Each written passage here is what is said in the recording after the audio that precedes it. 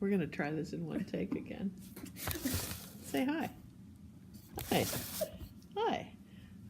This is Professor Leone, and today we're going to work on changing our maquettes into our molds and pouring plaster into those molds like we did on the previous video over there. So we're going to do this in one take, so please forgive any rough edges. Okay, so this is the maquette, and in order to scale up the maquette, that's too low. In order to scale up the maquette to a full-size sculpture, eyeballing it is a bad idea. You see me saying this twice? Eyeballing it is a bad idea because you want to keep the ratios of the pieces in proportion to each other the same. And so what you want is this sculpture to look the same, only bigger and out of plaster. So to do that, what we have to do is measure the maquette pieces and then scale them up by a feature of 5 or 3, depending on how big your maquette is. So we're going to measure, and I'm going to start us off, and then I'm going to pause because it's going to take us a little while to do this. All right, so we're going to start with the QB, and when I put that on the measuring ruler, the measuring device, and we can go in inches or metric, it doesn't matter, whatever you're more comfortable with. All right, so I'm going to use inches because I'm old school, and I've got, let's see, a half and then one more. So let's remember, some of us don't remember how rulers work, right? This is an inch, this is half an inch, that's a quarter of an inch, that's an eighth of an inch, and a 16th of an inch. Oh, can you see it? Probably. All right, so take it and divide it in half. That's 1 inch, half an inch, quarter of an inch, eighth of an inch, and a 16th of an inch. So these smaller marks are 16ths. On the metric, let's see. Well, we know I'm not in metric because I don't. Is that a millimeter? The big one or a centimeter? The big one's a centimeter. Centimeter. All right, thank you. So centimeter, half a centimeter, right? So that's 0.5. And you could do it in decimals, either whether you're going inches or metric. So it doesn't matter as long as you're consistent. So I'm going to put this QB, and I'm measuring one side of it as, let's see, it's a little over half an inch. I'm going to call it, let's see, 5/8.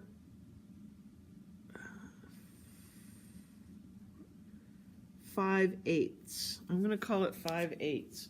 So if I call that 5/8, all right, 5/8, what is that in decimals? Let's find out. Oops. So I got this, right? And 5 divided by 8 is 0.625. I don't want to do that kind of math, so I'm just going to do 0.63. I don't even know that I want to do that kind of math. Let's see. Let's see what it is on the other sides, and if I can make this easier. Sometimes that's a good reason to go metrics, to avoid that crazy math. So this is a centimeter, so it's 1.5 centimeters. 1.5 is a lot more attractive than 0.63. All right, so that's 5/8 of an inch, or 0.63 of an inch,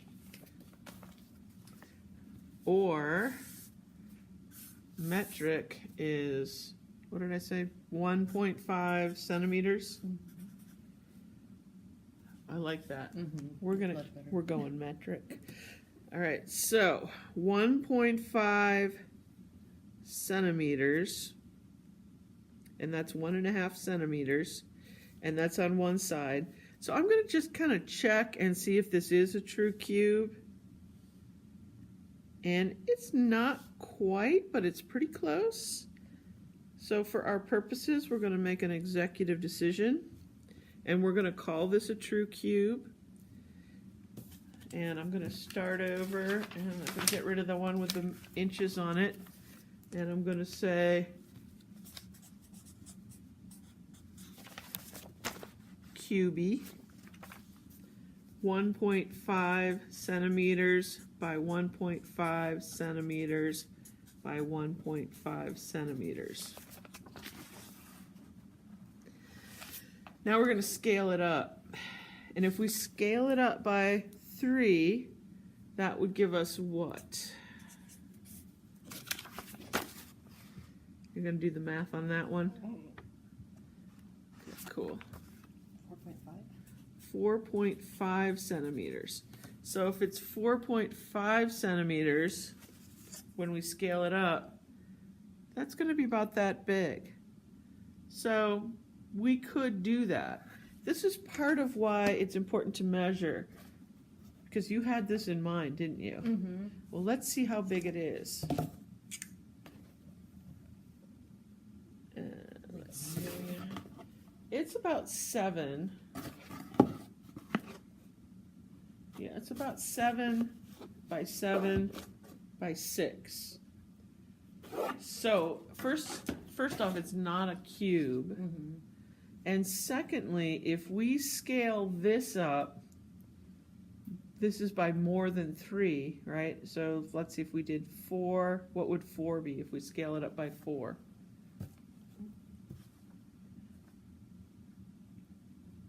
6.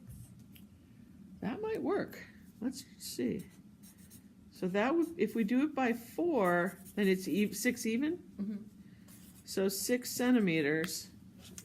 So you'd have to put a little piece of foam in here, probably on both sides, so that it's 6 tall, 6 wide, and 6 wide. But, so this'll work, and we could do that, and it's going to be 6 by 6 by 6. But what happens to the other pieces? Those will probably be super huge. That's what we need to look at. Can we? Yes, we can use that. Okay. We're gonna. That's the punchline. So, but this is an important part. So, you know, she found this box and was like, "Yay! I'm halfway done! Yay!" But if you scale it up to this size, this is by scaling up by 4. So you take each measurement, 1.5 times 4 times 4 times 4, and you wind up with a cube that's 6 by 6 by 6 centimeters. That means that this has to scale up by 4, and this has to scale up by 4 too. So let's measure the plane. The plane is 3 centimeters long. 3 centimeters long. So, plane, 3 centimeters, and we'll get the other dimensions in a minute. Let's just figure out, so that would be 5 times 4, right? 4, 8, 9, 10, 11, 12. So that would be 12 centimeters long.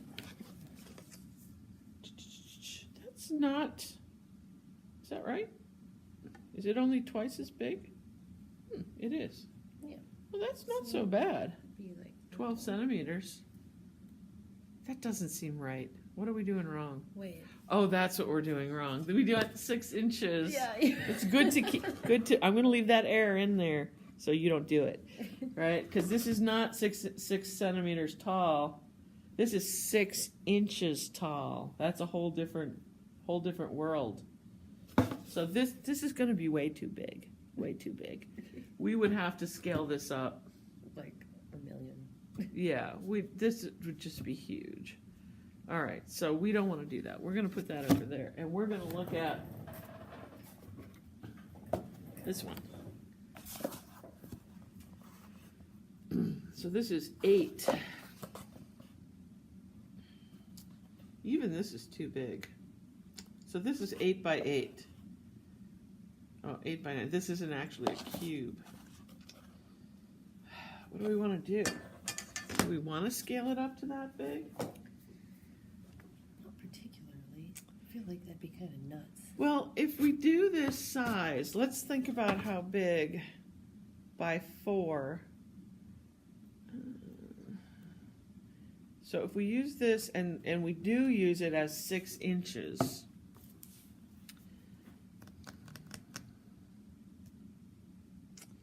what we would do then is this would become 12 inches. So this would need to be 12 inches long. I mean, we could do it. It would be 12 inches. So your plane would be 12 inches tall, which isn't crazy. Grab that Tupperware. This one? Yep. So we could fit it, and I use these old pallet trays often because they're plastic, and that makes a nice mold. When you're making a mold, it's important that whatever you're using is not porous. Right? If it's porous, the plaster will get into it and not let go. So something that's plastic or Tupperware is great because that is not porous. So we could make our mold in here, and it could be 12 inches long. It would fit. Mm-hmm. And we have to measure how wide it is. So let's do that. It's 2 centimeters wide. So we go, our math is 2 centimeters wide times 4 to scale it up. So it's 8 centimeters, but we're changing our centimeters to inches. That's not real good math, but it works. Okay, so we're changing it to 8 inches. So our plane would be 12 inches by 8 inches, and then how thick? Let's call it a 1/2 centimeter. It's a little less, but we're going to simplify our math, and 0.5 times 4 is going to be what, 2? And we're going to call that. So here we are. We're not going to do, we don't have to do the math. It's not a math class, but the ratios have to stay consistent. So we're going to transfer from centimeters to inches. And as long as we're consistent and we've scaled everything up by 4, and then we're going to change it from centimeters to inches consistently. So we're just going to get rid of that centimeter and make it inches. 12 by 8 by 2. So what we're looking for is the ratios to stay the same. So the ratio between the parts of this plane are 12 by 8 by 2, which gives us something that's 12 inches long, that'll fit, 8 inches wide, that'll fit, and 2 inches deep, not gonna fit. It was a little bit less than 1/2 centimeter though, wasn't it? And we can fudge. We can fudge. Let's fudge. We're gonna fudge. So we're gonna make it 1 inch and whatever. We're gonna make it as deep as this tray is because that's what we've got. So we're trying to keep the ratios consistent. If this was a commission and somebody had, based upon this maquette, given us $10,000 to make this, we would not be fudging. We would be making the proportions as close to this as we could, because this is what they're expecting, right? But for our purposes, since we're working on spec, we haven't sold this yet, we can still make it a little bit. But for every deviation from your maquette, you risk changing the character of the sculpture, and it may not be the sculpture you wanted when you're done. All right, so a lot of times students, when they scale these up, they're like, I don't know, I liked the Marquette, but I don't like this. And it's because the ratios have changed. So you want to be thoughtful of that. So we're going to start out with this cube, and then we're going to make a plane that's 12 by 8 and not quite, it's going to be about 1.5 inches deep. All right. I think it's going to be okay. All right. Next step. So now we've got 2 of our dimensions and 2 things that are going to be our molds. Or this one wasn't big enough, right? I don't think we measured it. It's probably not. It's probably not, yeah. Yeah. All right, good thinking, though. I mean, this is good to find something close, and rather than building a mold from scratch, which we might in other circumstances, it's great to have something like this.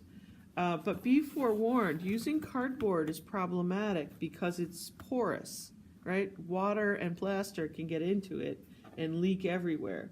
So we would have to, I've used cardboard, and you can get one use out of it and the cardboard will attach to the plaster. We can coat it with soap and then sand the last layer that attaches off the plaster. It's just a little more work. Or you can take saran wrap and lay that in there. I recommend the saran wrap. And you can duct tape the saran wrap into place. It gives you some different problems with your surface texture. But part of why this works, is because there's a layer of plastic, you can kind of tell over there on the surface, that keeps the plaster from getting into the styrofoam. And the styrofoam isn't terribly porous to begin with, so it works pretty well. All right. So we've got our plane and our cubie, and now we need our plank.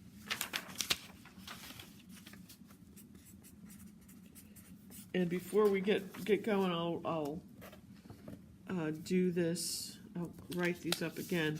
So here is our plank, which is the long, skinny one. And this one is 1 centimeter. This one is a cube in 2 dimensions. So it's 1 centimeter by 1 centimeter.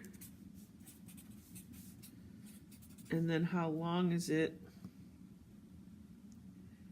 It is, roughly speaking, 3.5 centimeters.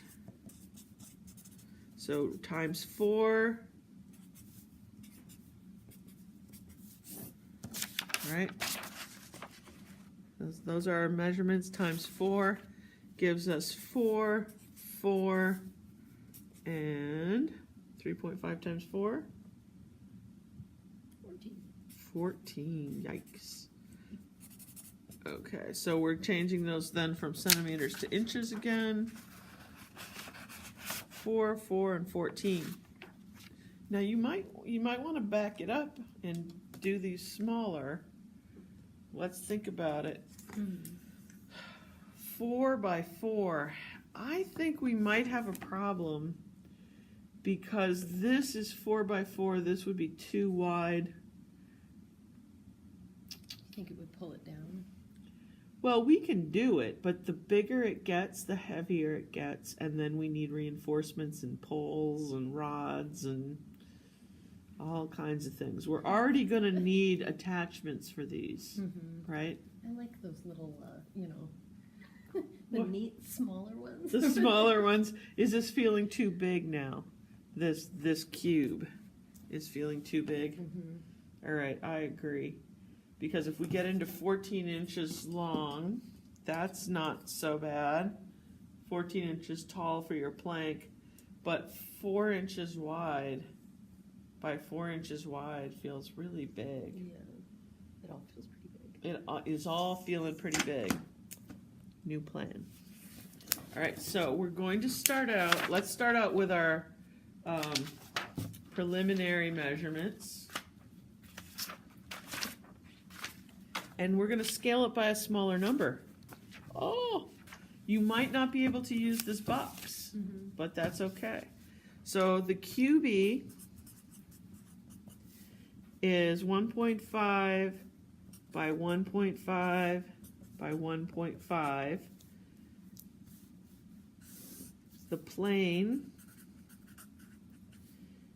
is 3 by 2 by 0.5. Is that right?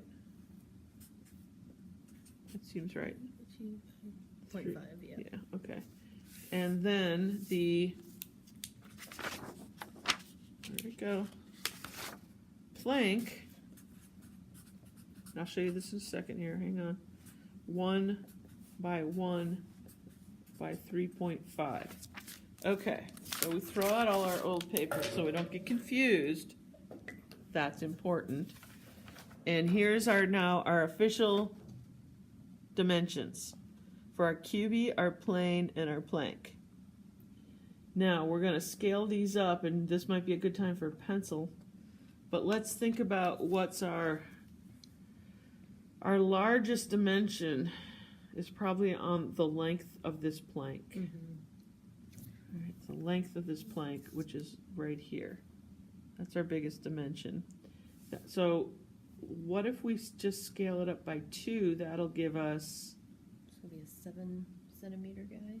7, well, we could, 7 centimeters is too small to make. That'll make us crazy.